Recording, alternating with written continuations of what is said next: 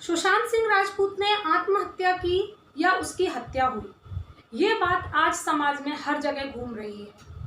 हर आदमी चाहता है कि यदि उसकी हत्या हुई तो उसके हत्यारों को सही सजा दी जाए, और बात भी बिल्कुल सही है। लेकिन अगर उसकी हत्या न हुई हो और उसने आत्महत्या की हो तो क्या उसके हत्यारों को सजा देना नहीं बनता? अब आप सोच रहे होंगे कि जिसने आत्महत्या की है उसका हत्यारा तो वो स्वयं है, फिर किसको सजा और क्यों?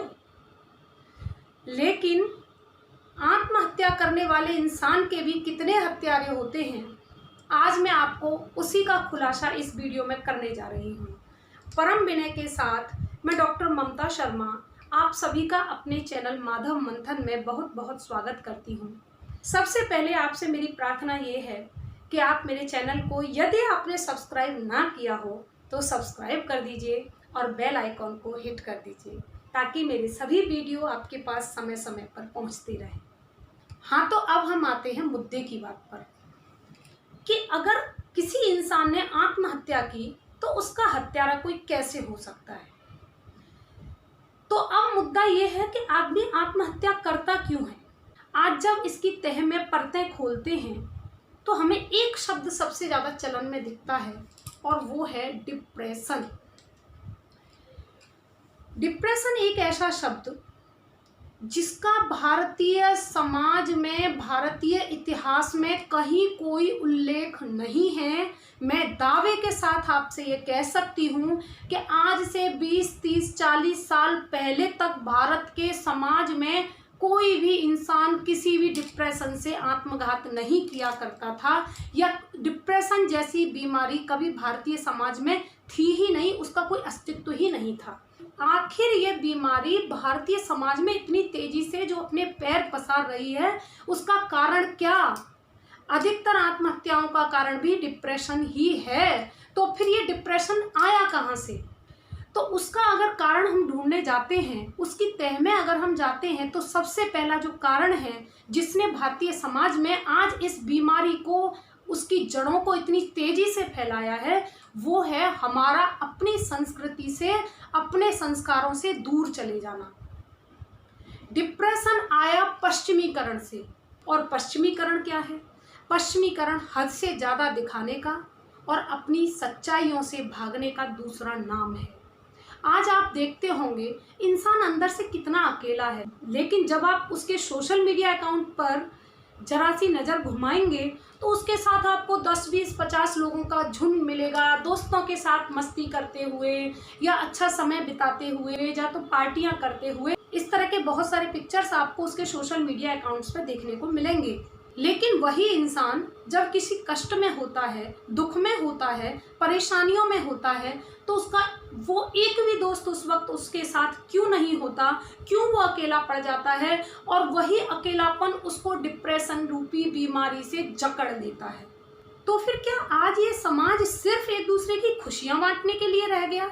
या फिर अगर मैं ये कहूँ तो भी शायद अतिशयोक्ति न होगी कि खुशियां बांटने के लिए नहीं, दूसरों की खुशियों से अंदर अंदर जलते हुए भी केवल दूसरों के साथ खुशियों का दिखावा करने के लिए रह गया।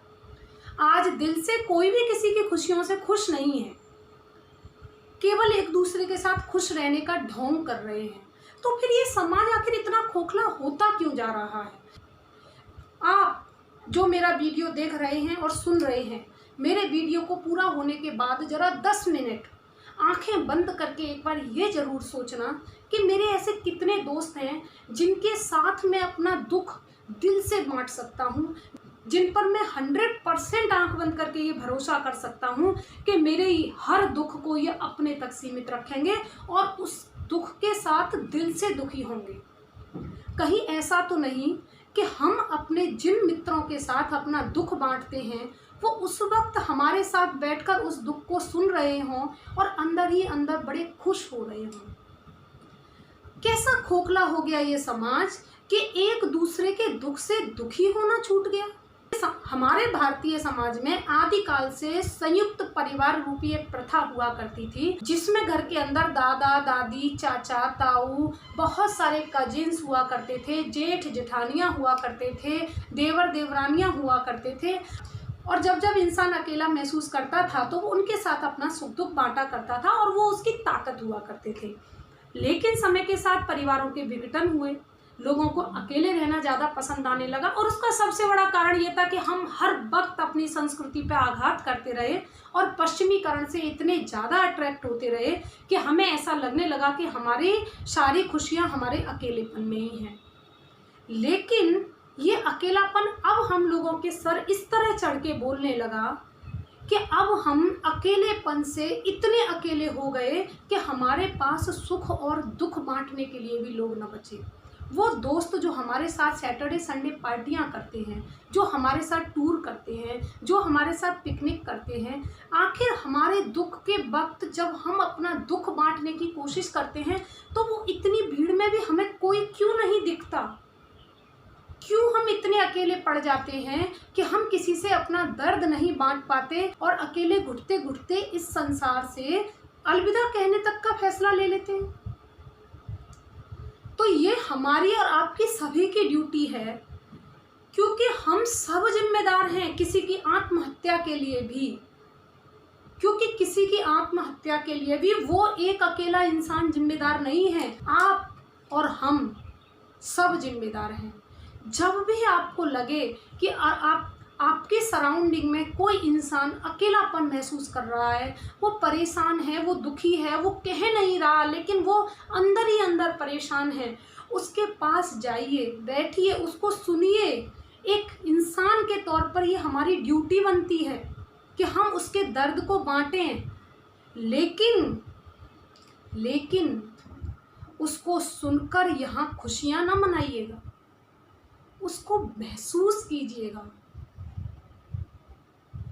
कोई आपके आस पड़ोस में ऐसा मित्र जो अकेला है, आप ये समझ रहे हैं कि वो अपनी ज़िंदगी में मस्त है, व्यस्त है, लेकिन कहीं ऐसा तो नहीं कि वो किसी डिप्रेशन रूपी दानव के शिकंजे में आ गया हो, उसका अकेलापन उस पर इतना भारी पड़ गया हो कि वो किसी से कहना, सुनना, बोलना, शिकायतें करना बंद कर चुका हो, या उसको कोई ऐसा मिला ही ना हो जिससे वो कह सके।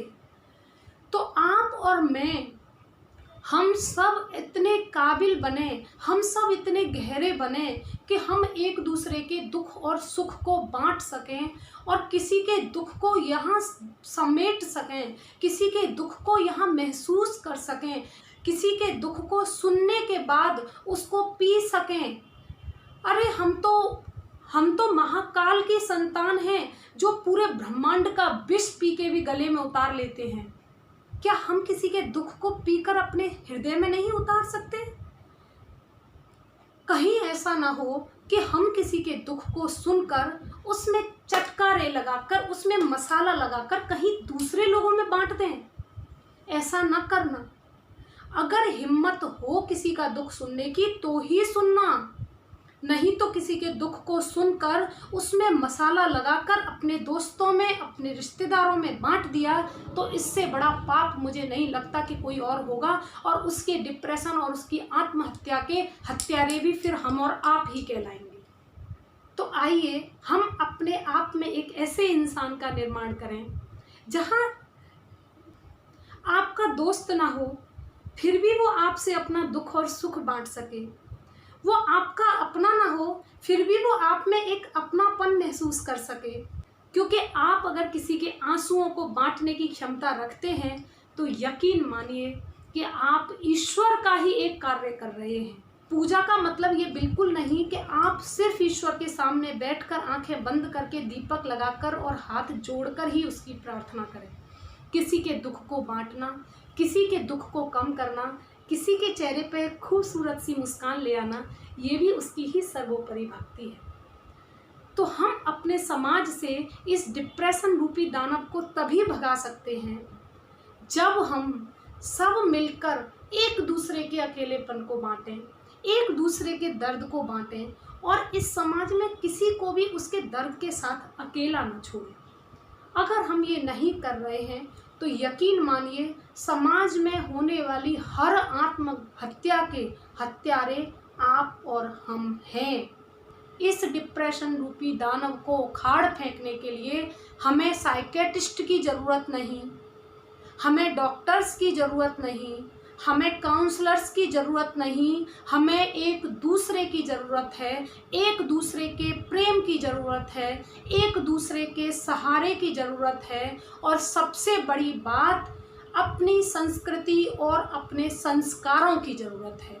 जिस दिन अपनी संस्कृति और अपने संस्कारों की ओर हम लौटने लगेंगे, उस दिन ये डिप्रेशन रूपी दानव खुद ब खुद ख़त्म हो जाएगा।